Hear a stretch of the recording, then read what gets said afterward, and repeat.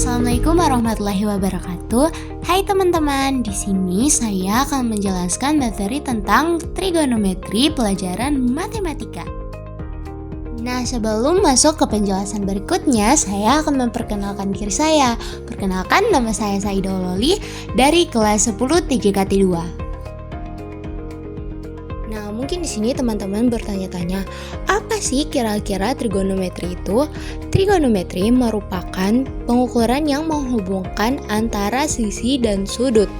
Pada trigonometri berlaku besaran SBB, yaitu satu putaran sama dengan 360 derajat sudut sama dengan 2pi, dan 1/2 putaran sama dengan 180 derajat sudut sama dengan pi. Penjelasan berikutnya tentang perbandingan trigonometri segitiga siku-siku.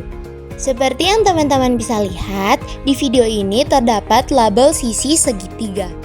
Pengertiannya adalah DE adalah sisi depan terhadap sudut A, dan SA sisi samping terhadap sudut A, dan MI sisi miring atau hipotenusa. Di trigonometri juga terdapat rumus loh teman-teman. Rumusnya adalah rumus perbandingan trigonometri, yaitu sin A sama dengan depan per miring atau sering dilambangkan dengan D per MI. Cos A sama dengan samping per miring yang dilambangkan dengan SA per MI.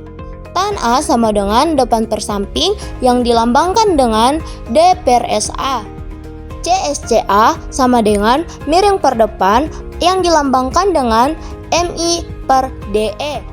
SECA sama dengan miring per samping atau yang dilambangkan dengan MI per SA.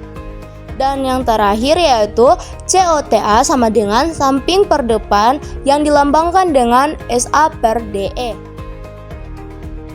Penjelasan berikutnya ialah contoh soal.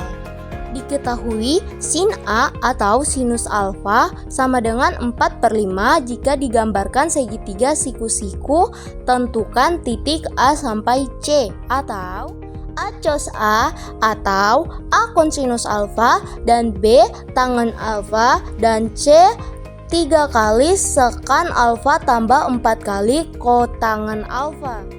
Penyelesaian sinus alfa sama dengan 4/5. Diikuti penjelasan dengan segitiga siku-siku yang memiliki sisi depan sudut alfa sepanjang 4, sisi miring sepanjang 5, dan sisi samping yang dihitung dengan rumus Pythagoras. X kuadrat sama dengan 5 kuadrat kurang 4 kuadrat. X kuadrat sama dengan 25 kurang 16. Dan X kuadrat sama dengan 9, X sama dengan akar kuadrat dari 9, dan X sama dengan 3. Maka A cos A sama dengan SA per MI sama dengan 3/5. B tan A sama dengan DE per SA sama dengan 4/3.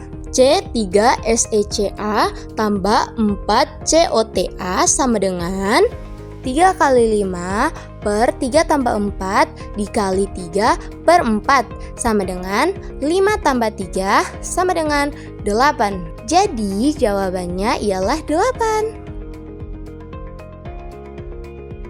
Penjelasan berikutnya ialah trigonometri sudut-sudut istimewa. Nah, di video kali ini terdapat tabel, dan di sini saya akan menjelaskan apa sih maksud dari tabel ini. Tabel ini menunjukkan nilai-nilai fungsi trigonometri pada sudut-sudut yang sering digunakan dalam perhitungan matematika. Sudut tersebut disajikan dalam dua satuan ukuran, yaitu derajat dan radian. Saya akan menjelaskan beberapa maksud dari tabel ini. Yaitu yang pertama, kolom sudut alfa. Sudut pertama adalah 0 derajat atau 0 radian. Sudut kedua adalah 30 derajat atau pi per 6 radian. Sudut ketiga adalah 45 derajat atau pi per 4 radian. Sudut keempat adalah 60 derajat atau pi per 3 radian. Sudut kelima adalah 90 derajat atau pi per 2 radian. Baris fungsi trigonometri. 1 sinus alfa. Nilai sinus pada 0 derajat adalah 0. Nilai sinus pada 30 derajat adalah 1/2. Nilai sinus pada 45 derajat adalah setengah akar 2. Nilai sinus pada 60 derajat adalah setengah akar 3. Nilai sinus pada 90 derajat adalah 1. Kosinus alfa. Nilai kosinus pada 0 derajat adalah 1. Nilai kosinus pada 30 derajat adalah setengah akar 3. Nilai kosinus pada 45 derajat adalah setengah akar 2. Nilai kosinus pada 60 derajat adalah 1/2. Nilai kosinus pada 90 derajat adalah 0. Tangen alfa. Nilai tangen pada 0 derajat adalah 0. Nilai tangen pada 30 derajat adalah 1/3. Nilai tangen pada 45 derajat adalah 1. Nilai tangen pada 60 derajat adalah akar 3. Nilai tangen pada 90 derajat adalah tidak terdefinisi. Kosekan alfa. Nilai kosekan pada 0 derajat tidak terdefinisi. Nilai kosekan pada 30 derajat adalah 2. Nilai kosekan pada 45 derajat adalah akar 2. Nilai kosekan pada 60 derajat adalah 2/3 akar 3. Nilai kosekan pada 90 derajat adalah 1. Sekan alfa. Nilai sekan pada 0 derajat adalah 1. Nilai sekan pada 30 derajat adalah 2/3 akar 3. Nilai sekan pada 45 derajat adalah akar 2 dan lain-lain. Contoh soal. Pertanyaan. Hasil dari operasi sinus 60 derajat dikali kosinus 30 derajat tambah kosinus 60 derajat dikali sinus 30 derajat adalah berapa? Cara penyelesaian. Langkah pertama, tuliskan kembali bentuk operasi yang diminta. Sinus 60 derajat dikali kosinus 30 derajat tambah kosinus 60 derajat dikali sinus 30 derajat. Kemudian, gantikan setiap fungsi trigonometri dengan nilai sesuai tabel sudut istimewa, yaitu nilai sinus 60 derajat adalah setengah akar 3, nilai kosinus 30 derajat adalah setengah akar 3, nilai kosinus 60 derajat adalah 1/2, nilai sinus 30 derajat adalah 1/2. Jadi bentuk operasi menjadi setengah akar 3 dikali setengah akar 3 tambah 1/2 dikali 1/2. Hitung setiap bagian perkalian terlebih dahulu. Saat mengalihkan setengah akar 3 dengan setengah akar 3, hasilnya adalah 3/4. Saat mengalihkan 1/2 dengan 1/2, hasilnya adalah 1/4. Lalu jumlahkan kedua hasil perkalian tersebut. 3/4 tambah 1/4, hasil penjumlahannya adalah 1. Penjelasan berikutnya, perbandingan trigonometri di berbagai kuadrat. Bagian ini menjelaskan bagaimana nilai dan tanda positif atau negatif dari fungsi trigonometri berubah sesuai dengan kuadrat tempat sudut berada, serta aturan untuk menentukan nilai fungsi trigonometri pada sudut yang lebih besar dari 90 derajat. Pembagian kuadrat. Bidang datar dibagi menjadi 4 kuadrat oleh 2 garis bilangan yang saling tegak lurus, yaitu sumbu mendatar dan sumbu tegak. Titik temu kedua sumbu ini adalah titik asal. Kuadrat pertama berada di bagian atas kanan antara 0 derajat hingga 90 derajat. Kuadrat kedua berada di bagian atas kiri antara 90 derajat hingga 180 derajat. Kuadrat ketiga berada di bagian bawah kiri antara 180 derajat hingga 270 derajat. Kuadrat keempat berada di bagian bawah kanan antara 270 derajat hingga 360 derajat. Aturan umum untuk setiap kuadrat. Pada setiap kuadrat terdapat aturan mengenai sudut referensi yang digunakan untuk mencari nilai fungsi trigonometri serta fungsi mana yang bernilai positif. Kuadrat pertama, sudut yang digunakan adalah sudut alfa itu sendiri. Jadi sudut referensi yang tetap adalah sudut alfa. Jenis sudut referensi yang berubah adalah 90 derajat kurang alfa. Semua fungsi trigonometri bernilai positif di kuadrat ini. Kuadrat kedua, jenis sudut referensi yang tetap adalah 180 derajat kurang alfa. Jenis sudut referensi yang berubah adalah 90 derajat tambah alfa. Hanya fungsi sinus dan kosekan yang bernilai positif di kuadrat ini. Kuadrat ketiga, jenis sudut referensi yang tetap adalah 180 derajat tambah alfa. Jenis sudut referensi yang berubah adalah 270 derajat kurang alfa. Hanya fungsi tangen dan kontangen yang bernilai positif di kuadrat ini. Kuadrat 4, jenis sudut referensi yang tetap adalah 360 derajat kurang alfa. Jenis sudut referensi yang berubah adalah 270 derajat tambah alfa. Contoh soal, pertanyaan hasil dari kosinus 240 derajat adalah berapa?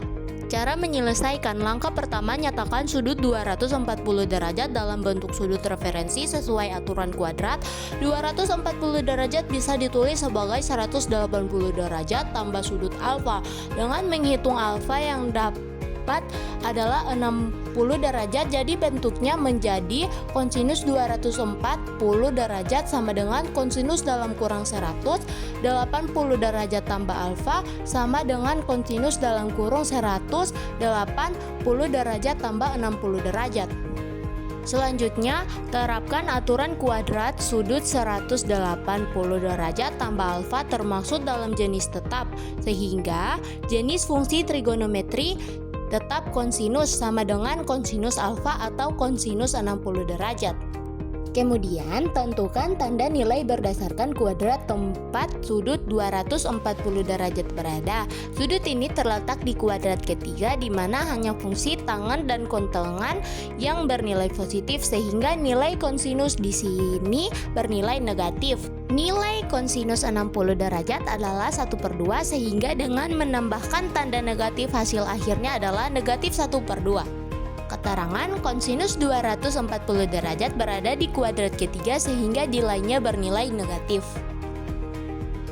Penjelasan terakhir ialah sudut elevasi dan sudut depresi. Bagian ini membahas dua jenis sudut yang digunakan dalam aplikasi trigonometri untuk menghitung jarak atau ketinggian objek yang tidak dapat diukur secara langsung.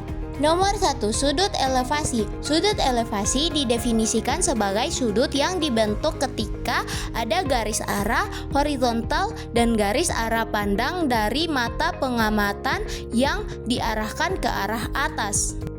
Pada gambar ini terdapat segitiga siku-siku dengan titik A sebagai posisi pengamatan, titik B sebagai titik pada garis horizontal yang sejajar dengan posisi mata pengamatan, dan titik C sebagai objek yang berada di atas tingkat mata pengamatan. Sudut A yang terbentuk di titik A antara garis AB yang horizontal dan garis AC yang merupakan arah pengamatan ke objek C adalah sudut elevasi. 2. Sudut depresi. Sudut depresi didefinisikan sebagai sudut yang terbentuk ketika ada garis arah horizontal dan garis arah pandangan dari mata pengamatan yang diarahkan ke arah bawah. Arah garis yang menghubungkan titik B dan titik C merupakan arah pandangan yang membentuk sudut depresi. Arah garis yang menghubungkan titik B dan C juga merupakan arah horizontal, di mana titik B adalah posisi pengamatan yang berada di tempat lebih tinggi. Sudut yang diberi lambang alfa adalah sudut depresi itu sendiri. Secara sederhana, sudut depresi muncul ketika pengamatan yang berada di tempat tinggi melihat objek yang berada di tempat lebih rendah. Itulah video penjelasan dari saya. Bila ada kesalahan mohon dimaafkan. Wassalamualaikum warahmatullahi wabarakatuh.